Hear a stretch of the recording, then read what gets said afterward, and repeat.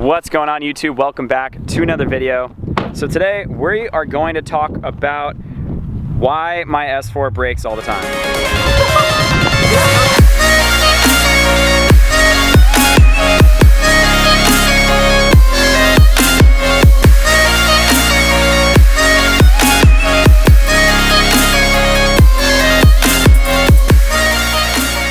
A lot of people do make fun of me. They say, oh, it's broken again. When's it gonna break? Oh, broken S4. Well, that is the license plate. So it is my fault.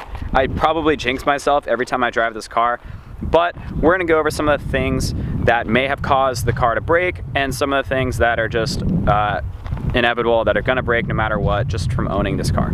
So in this video, we're gonna be covering some of the downsides to owning a 500 horsepower Audi S4. So to start off that list, we're gonna go over some of the parts that may have reduced the life on this car. Alex is holding the camera. I don't know what I'm supposed to do with my hands. Perfect. So to kind of go over some of the parts that came on this car from factory that weren't really meant to wear out at a shorter life are gonna be like timing chains, brakes, tires, CV boots, axles, stuff like that. Anything that's gonna wear down faster with having a lot more power. So the car is stage 2 dual pulley. It's got a supercharger pulley, reduced size, and then a larger crank pulley. It also has an upgraded fuel pump on the high pressure side. So this car is really working really hard. It's got a lot of boost being pushed through. It's about 20 PSI, which is a lot for a top mount supercharger. So I'm seeing a lot of things break a lot sooner than I would expect them to. The crank pulley did snap at about 65,000 miles. Another thing that wore out was the brakes. I bought this car about 20,000 miles ago. The brakes were shot 20,000 miles later. So brakes normally last a lot longer, but then again, having this much power, things tend to wear quicker. So then I did upgrade to the larger brakes. Hopefully that helps out. Another thing that wore out really fast on this car is gonna be the supercharger intercoolers. This is a very wide known thing wrong with this car, is when you're running excessive boost and heat through that top mount supercharger, the different metals don't like to kind of expand and contract. They do it at different rates. So the intercoolers, I'm not sure exactly what they're made out of, but with the excessive heat and boost, they tend to crack and shrink just a little bit, makes it really tight in there, thus creating a leak of coolant into the intake ports. So in a previous video, I did cover what happens when you get that to your car, how to fix it, and some of the things you need to look out for preventative wise. So that is one of the biggest downsides to modifying your car. So with owning a 500 horsepower Audi S4, things tend to act a little bit different. The car does have more of an exaggerated feel to it when you're driving around town and stuff and such. You have exhaust, therefore you like to hear it more, so in turn the gas mileage goes down. Before I had this car completely stock, the gas mileage was probably about 16 to 17 in town with almost close to 30 on the highway, which is really good for a performance sedan like this.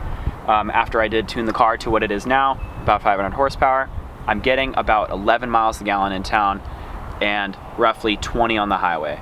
So that kind of puts it at the level of a V8 sports car. Terrible gas mileage.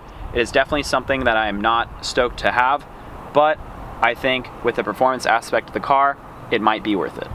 So when having a car this modified, the car sort of acts very temperamental, as do many cars when you're entering the high performance modify with excessive ECU tuning, upgrading pulleys, turbos, anything like that, injectors, whatnot. Cars tend to have a different attitude to them than you would a stock car. They are less smooth, they may be jerky.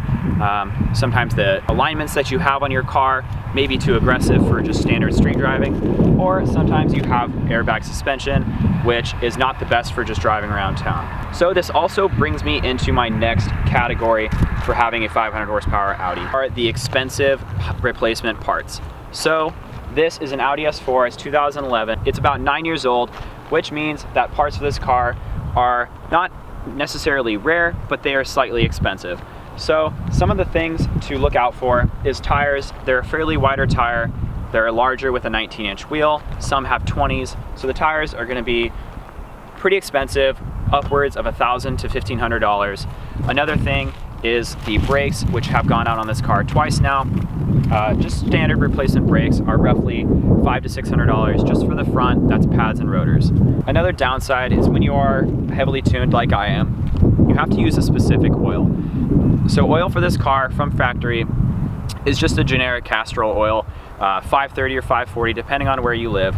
But for this car, like I said, it's temperamental. It does require a high performance oil that can be used at higher temperatures as well as a thicker viscosity. So I'm using a 540 Motul special oil, which I only run for about 2,000 to 3,000 miles just because the car is so modified. So all in all, those are going to be the downsides to owning a 500 horsepower Audi S4. The reliability, the drivability, and the cost that it's going to be on your wallet to just kind of owning a car like this and maintaining it. So even though all these things have happened to this car, I 100% don't regret it, and I do recommend it for anyone. So if you were to ask me, with all these things happening to this car and how it sits now, do I regret it? The answer is no. I totally love driving this car. I have loved every moment of it in the past 2.5 years that I've owned it. I would do it again for sure. So if you have any questions pertaining to any of the stuff that I covered today or anything that I didn't cover, feel free to DM me on Instagram right here, or you can leave comments down below in the comments section. I will try to get back to you. Once again, thank you all for watching. I hope it was informational for you, and I will see you all on the next one.